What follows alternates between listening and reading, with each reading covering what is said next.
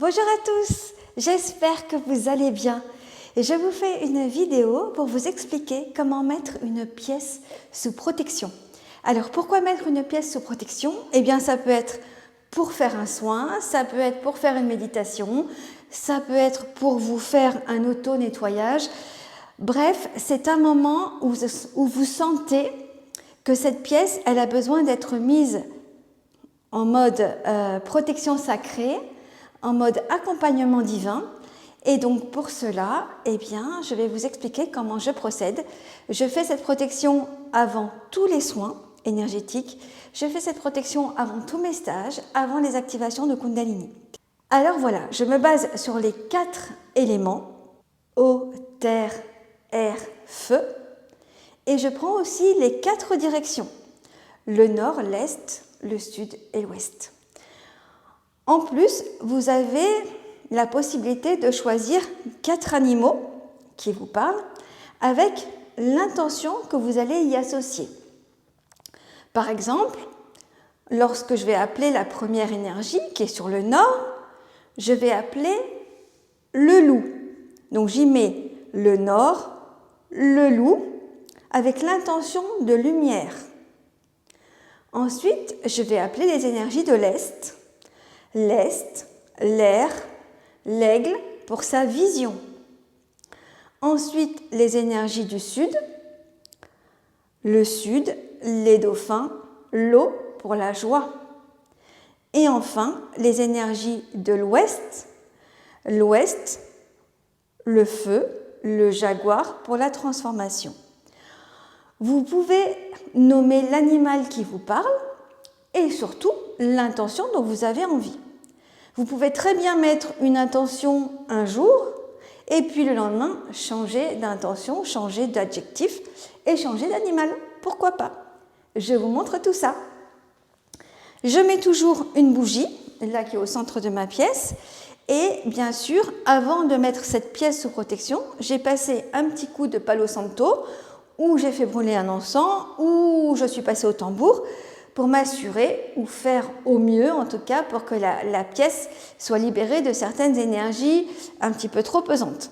Donc, l'idée, c'est d'avoir une pièce propre, d'ensuite mettre cette protection, et une fois que vous avez fini la protection, eh bien, vous l'enlevez.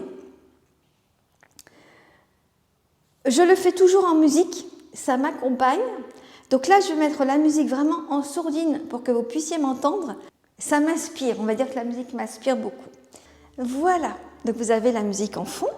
Donc bien sûr, avec votre téléphone, vous avez regardé où était le nord, où était le sud, l'ouest, l'est, etc. Chez moi, ça commence ici, par le nord. Donc j'appelle les énergies du nord, je me mets face au nord, les énergies du nord avec le loup et la lumière et la terre, l'élément terre que je n'ai pas cité tout à l'heure. J'invoque et je sens quelque chose là au niveau de mon cœur et j'entends, donc par clairaudience, j'entends le cri du loup. Et pour moi, je sais que c'est bon. Ensuite, je tourne vers l'est. L'est, énergie de l'air, l'aigle, pour la vision. Et j'appelle.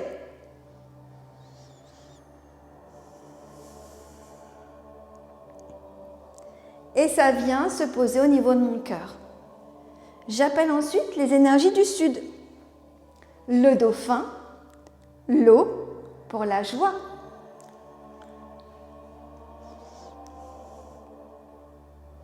C'est pareil, quand j'entends un petit rire de dauphin et que je sens quelque chose au niveau de mon cœur, je sais que c'est bon.